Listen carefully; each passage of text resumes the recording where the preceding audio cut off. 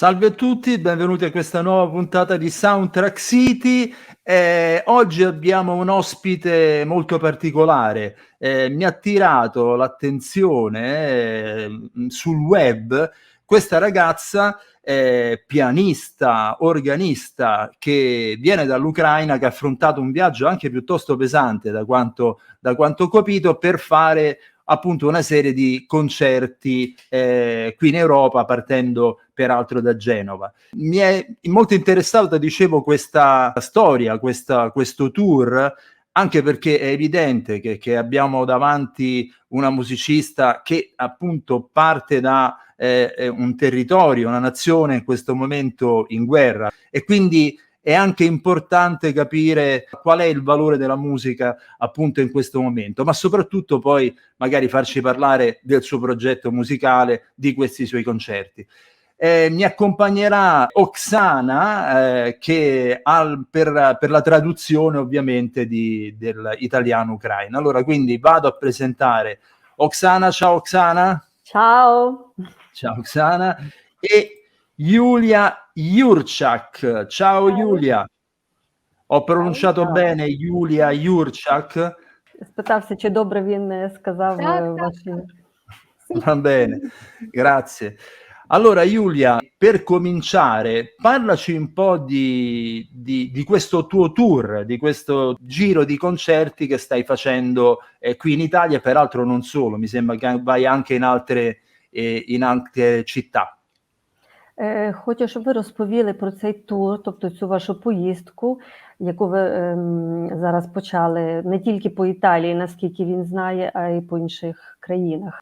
Поїздка ця якраз буде, по Італії буде один концерт ще в Монте-Карло, в князівстві Монако, 12 березня. Ну і загалом, взагалі, ціль цієї поїздки – це познайомити європейську публіку, ще глибше познайомити з українською музикою, бо, зокрема, я підготувала твори не тільки відомих композиторів, таких як, наприклад, Дмитро Борднянський, або Микола Лисенко, або Мирослав Скорик. Я привезла сучасну українську музику. І в основному це музика композиторів Сходу і Півдня, бо в мене є твори кримського композитора Алімдара Караманова і твори композитора, який народився в Луганську, Михайла Шуха. Він народився в Луганську на сході України, але прожив вже життя в Києві. Allora, viaggio è in Italia, però c'è pure Monaco in programma. Il desiderio di Giulia per questo viaggio è portare avanti una conoscenza della musica ucraina, ma non solo quella, diciamo, classica o moderna, e più che altro quella che proviene dalla parte dell'est dell'Ucraina, dove proprio adesso ci sono le battaglie, dal sud dell'Ucraina, e pure c'è qualche autore della Crimea. Ok, ti abbiamo fatto questa domanda perché noi ci occupiamo, come detto, soprattutto di colonne sonore, di musica per il cinema, e abbiamo visto un tuo video dove suoni la melodia, il tema dell'ispettore Barnaby. Quindi mi chiedevo quali compositori di colonne sonore conosci, ami particolarmente. Так як вас чули, як ви грали композицію з інспектора Барнабі, тому запитання наступне таке: які вас з композиторів притягують ті, що опікуються про цими озвучуванням фільмів, скажімо, може вам якийсь подобається специфічний композитор чи щось подібне? Є таке. Справа в тому, що я взагалі захоплююся кіномузикою, і як композитор я свого часу хотіла навіть вчитися саме на спеціалізацію з кіномузики. Для мене одностайним і незаперечним генієм на цьому тлі, звичайно, є Джон Вільямс. Тут взагалі нема про що сперечатися. І ця музика, це не просто кіномузика, це фактично маленькі симфонії, які написані для кінофільмів. Ну і тут йому немає рівних. Я на цій музиці виросла, я її грала, e io дуже сильно захоплююся. Allora, lo studio che voleva iniziare Giulia in principio musicale era sempre un desiderio di attaccarsi a musica soundtrack, di colonne sonore per cinema. è un po' si è spostata, però era sempre la sua passione e le piace, infatti ha nominato un compositore, John Williams, mi John sembra. Williams, dice che proprio per lei è un mito, le piace tanto, è come ogni volta che qualcosa fa è come una piccola sinfonia, cioè è proprio il massimo per lei. Esiste qualche compositore in Ucraina particolarmente rivolto alla musica per il cinema? Запитується, чи в Україні існує якийсь композитор, який би займався, скажімо, музикою для кіно, більше для музикою для кіно, ніж чимось іншим, можливо. Більше музикою для кіно. Я зараз прям так одразу не згадаю прізвищ, але справа в тому, що навіть в моїй програмі є твір Мирослава Скорика «Всесвітньо відома мелодія», яка була створена саме як саундтрек до фільму «Високий перевал». Тобто це кіномузика, яка стала accademičnою. Proprio lei nel repertorio ha una melodia, si chiama proprio Melodia di Skorek, che era nata come un soundtrack per un film. Poi è diventata una melodia famosissima dove suonano dappertutto, infatti da noi è molto famosa, però era nata proprio per cinema. Sì, posso dire che anche noi abbiamo tantissime melodie di Ennio Morricone che entravano all'interno di un film, ma adesso sono conosciute anche fuori dal film stesso, sono eseguite, suonate anche in quel senso. Conosce qualche film, qualche colonna sonora di Ennio Morricone? Тепер вас запитують, це так як у них є відомий композитор Енніо Морріконе, який також народився як композитор для фільмів. Перші його мелодії, це буде якраз для фільмів. Запитуються, чи ви знаєте якусь мелодію Енніо Морріконе, яка вам найбільше сподобалася, або взагалі, чи його знаєте? Я думаю, що ви знаєте. Звичайно, знаю. Мало того, я його дуже багато грала ще в дитинстві, мені дуже подобалося. Ну, звісно, це мелодія фільму «Професіонал» з Жаном Полем Бельмондо. Це фільм мого дитинства, який я дуже добре пам'ятаю, і саме завдяки музиці. Certo, conosce bene pure da bambina, suonava e cioè, lo conosce benissimo dall'infanzia e quello che più gli è rimasto in cuore è collegato al film Professionista con Jean-Paul Belmondo. È una buon gustaia di musica, ok. Це прекрасний смак. Allora, adesso io vorrei farle una domanda invece che è relativa, diciamo, all'attualità, purtroppo, ahimè. Mi sono chiesto, l'Ucraina è al centro dell'attenzione del mondo in questo momento, dal punto di vista storico, non c'è bisogno neanche qui di ripeterlo. Mi sono sempre chiesto da musicista, in questo momento gli artisti in Ucraina cosa fanno, se è tutto fermo, se esiste un'attività artistica oppure no, è completamente ferma. Non solo musica, proprio l'attività artistica in senso generale. На жаль, він хотів би задати питання, яке стосується актуальної ситуації в Україні. На жаль, чи є в даний момент війни можливість і, скажімо, частка, яка віддана артистам, музиці, взагалі в цьому плані ще все зупинилося, скажімо, мало що відбувається. Питання в цьому плані. Чи є частина відведена для артистів в цей поганий час для України? Пані Оксана, тут буде дуже довга відповідь, тому я пропоную її розбити на дві частини, бо тут реально є що сказати. Дивіться, по-перше, з самого початку війни не було, принаймні в Одесі, я думаю, що в інших містах, як в інших містах, в Києві достатньо скрутно було, але в Одесі з перших днів війни нічого не замовкало. Навпаки, люди співали на пляжі, коли вантажили мішки з піском. Артисти оперного театру вантажили мішки з піском і співали гімн України, співали українські пісні, співали оперні арії, прямо просто неба.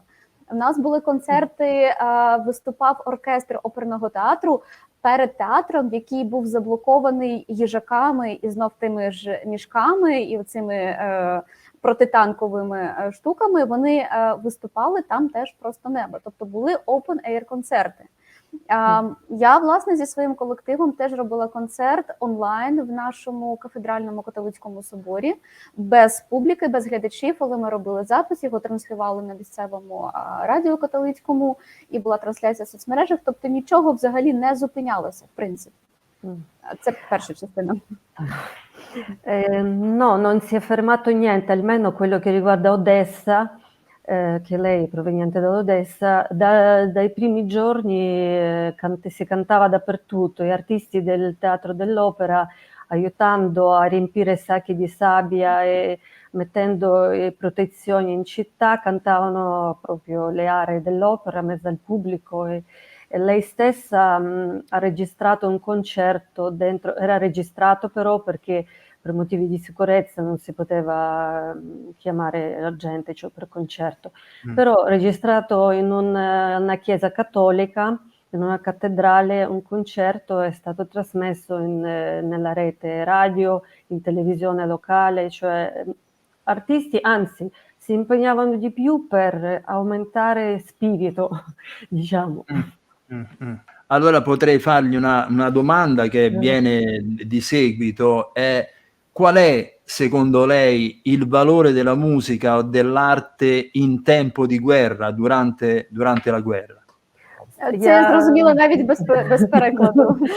Так, ну я сказала, що першу частину ви сказали, зараз може скажете другу і потім. Я думаю, що я якраз зв'яжу оці дві. Дивіться, у нас, як я вже сказала, нічого не зупинялося.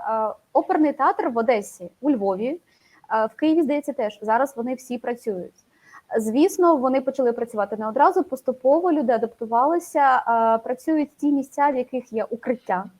І глядачі звикли до того, що якщо є повітряна тривога, то вони спускаються в укриття. У нас є таке правило, що якщо менше години, то вистава потім продовжується. Якщо більше години, то не продовжується. Тобто навіть це не є завадою для того, щоб щось відбувалося. Відбуваються концерти, відбуваються вистави в оперному. Була прем'єра в Одеському оперному театрі української опери сучасного українського композитора Олександра Родіна. І це була дуже велика прем'єра під час війни. Тобто, ви розумієте, ми робимо прем'єри під час війни.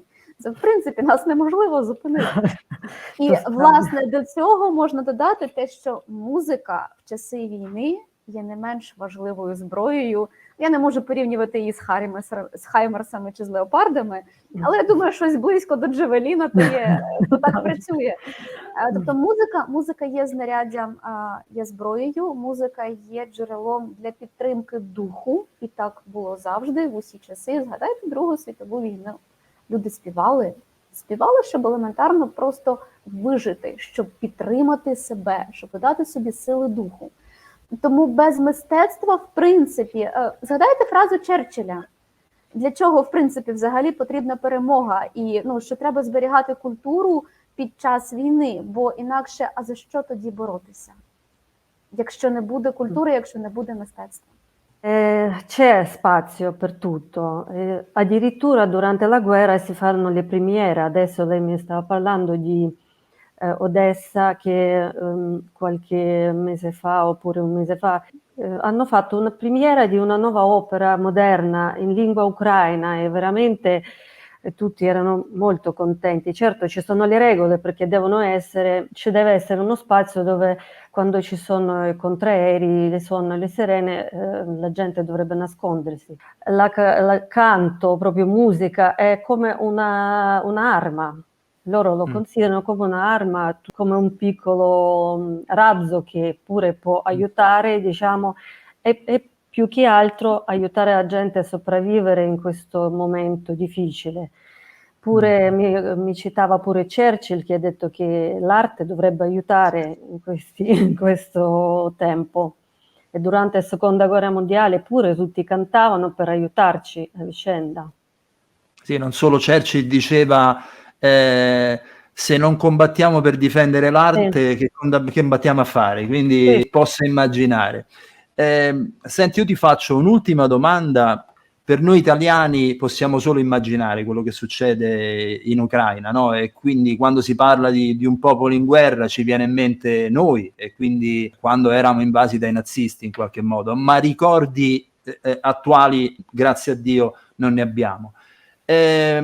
l'Italia è a fianco dell'Ucraina in questo senso. Stanno succedendo ultimamente delle cose molto particolari. Ad esempio, in un concerto che si sta per tenere qui a Roma con musiche di Igor Stravinsky, sono state contestate perché Igor Stravinsky era russo. È successo anche con Dostoevsky e via dicendo. Ecco, la cultura può essere veramente trasversale? Si può anche in tempo di guerra riconoscere come la cultura sia universale comunque? Це питання стосується культури взагалі. Він каже, що Італія близька до України, вони не уявляють собі, що таке бути під час війни і що там робиться, але вони всі і серцем, і душою близькі до України. І в той же час відбулися такі ситуації, які в декого виникли, ну, скажімо, питання, в кого здивування. Тому що коли були концерти музики Стравінського, або навіть по Достоєвському були такі зустрічі по книжках, почали, скажімо, закривати, не робити, тому що це стосувалося російської культури і казали, що культура, вона теж ніби частина цієї війни. Він задає питання, як ви на це дивитесь, чи культура є універсальна, чи вона теж має в цьому плані якесь значення? Тут можна згадати, буквально нещодавно читала книжку Гюстава Ле Bona «Психологія маси, психологія народів», і там він дуже слушну фразу каже, що культура – то є продукт нації, то є відображення нації. І, як я вже казала, культура, мистецтво – то є зброєю. Якщо ми подивимося на Росію, то ми можемо дуже добре побачити, що вона сторіччями вкладає дуже потужні ресурси в власну пропаганду. Подивіться, всі знають Чайковського, вірно? Сказати, він композитор, він талановитий композитор. Сказати, що він, ну, я зараз, це моя думка, так, може він десь геніальний. Але справа в тому, що я б відмітила те, що дуже багато досягнень російської культури, вони іноді бувають штучно піднесені. В Україні це дуже сильно помітно, тому що в нас відбулося таке заміщення під час радянської влади, і фактично це було насадження російської культури, російської пропаганди і нівелювання української. Тобто, знаєте, це велика російська культура, а українська десь отам. І я це бачила постійно протягом свого життя. Тому я вважаю, знов-таки, озираючись на Другу світову війну, скажіть комусь під час Другої світової, а давайте ми зіграємо Вагнера. Може нам виконати щось з нього, а давайте ми, може, почитаємо трошки Ніцше. А зараз це не сприймається так. Тобто зараз, коли конфлікт є дуже-дуже гострим, я вважаю, що це є дуже слушним тимчасово бойкотувати цей момент, бо це є дуже серйозна пропаганда російської культури. З часом це трошки стухне. І тоді ми зможемо сприймати цю музику, цю літературу, але вже з трошки іншої точки зору. Не з точки зору цієї насадженої пропаганди, а з точки зору здорового аналізу. Не на якомусь підвищеному рівні, а просто, що окей, є такий композитор Чайковський, є такий Достоєвський письменник, Толстой і так далі, але вони є, ну, на якомусь рівні серед інших. Бо я вважаю, що насправді достатньо дуже великий ажіотаж навколо російської культури, іноді занадто великий. Якось так. Багато. Так, багато. Я вже трошки... Prima cosa che lei voleva dire che effettivamente è troppo si è alzata, cioè mettono troppo su piedestallo la cultura russa, che noi che vivevamo in Ucraina, pure lei ha sentito molto quando da piccola fino adesso, che prima era sempre russa, cultura russa, cioè lei era sempre suprema, cioè una cosa, tutto il resto pure ucraino, per esempio era da qualche parte lì dietro, era sempre una specie di propaganda di forza, che deve essere sempre migliore. Secondo lei non è così. In questo periodo pensa che è meglio prendere un po' le distanze. Col tempo questo sicuramente si livella, diventa tutto, non direi come prima, ma più o meno si sopporterà, tutto si guarda con un altro occhio. Ma in questo periodo così difficile, forse è meglio prendere un po' di distanze, secondo lei? Quindi, come dire, in un momento come questo, come posso dire, la reazione è anche estrema, cioè nel senso c'è anche proprio il rifiuto della cultura russa in generale, mi sembra di capire, sì, al di là sì. Infatti, perché lei ha detto proprio se qualcuno, per esempio, durante la seconda guerra mondiale chiedevano, ma sentite un po' Wagner, leggete un po' Nietzsche, che cosa... insomma, sì, no, la cosa che mi faceva strano, ecco, su questo dirglielo, è che questo tipo di contestazione c'è stato con Stravinsky, che è il meno filosovietico dei compositori russi. No, perché lui, він каже, що він дуже здивувався, що, ну, скажімо, бойкотували Стравінського, який не був такий сильно, скажімо, з Радянського Союзу. Я розумію, да, бо є низка композиторів, які поїхали, але справа в тому, що вони все одно сприймаються як частина цієї культури. І тут, ну, не відірвеш. Історичний екскурс нікуди не відірвеш від цього композитора. Так він поїхав, так він працював у Франції. Але це були російські сезони Дягілєва, якщо ми згадаємо. Да, і вони пропагувалися саме як російські сезони. Тому все одно цей, навіть той самий Рахманінов, який поїхав, все одно він... Справа в тому, що ці композитори, вони використовуються російською владою як інструмент пропаганди. Ось в чому справа. І, до речі, в цьому є дуже велика провина саме російської влади, бо вони самі зробили мінус своїй культурі тим, що вони використовують її як частину своєї пропаганди, але при цьому вони діють дуже негативно в навколишньому світі. Infatti è come per esempio come Stravinsky e Rachmaninov che sono stati emigranti, però fanno parte sempre di cultura russa e adesso diciamo governo russo li evoca, li richiama per spingere la cultura, proprio loro, quelli che sono stati emigrati, cioè sono scappati, sì. Loro fanno questo apposta per prendere, come dice, loro comunque sono russi, sono andati via, però è un gioco sporco, diciamo, non è pulito. Ho capito. Allora, io ringrazio Giulia, parliamo un po' di date, ci può dire le date dei suoi concerti, così... Allora, aspetta, ho trovato le date, quindi le dico direttamente io che facciamo prima. Allora, l'11 marzo a Genova, Chiesa del Gesù, Piazza Matteotti, ore 21, poi 14 marzo a Roma, Sala Accademica del Pontificio Istituto di Musica Sacra, ore 21, poi a Torino il 15 marzo Auditorium dell'Oratorio San Filippo Neri, ore 20:45, infine a Milano Sala Testori, Teatro Parenti, ore 18:30 il 17 marzo. In tutto questo c'è una data straordinaria al Principato di Monaco il 12 marzo presso la chiesa di Santa Devota. Allora, Giulia, ti auguriamo il meglio a te, alla tua musica, al tuo concerto e anche all'Ucraina. Він бажає всього кращого і тобі, твоїм концертам, і Україні також. Mille grazie. Yeah? Ok, grazie Giulia. Побачимось на концертах. E grazie Oksana, naturalmente grazie Oksana. Grazie a voi, grazie, piacere. Слава Україні! Героям слава!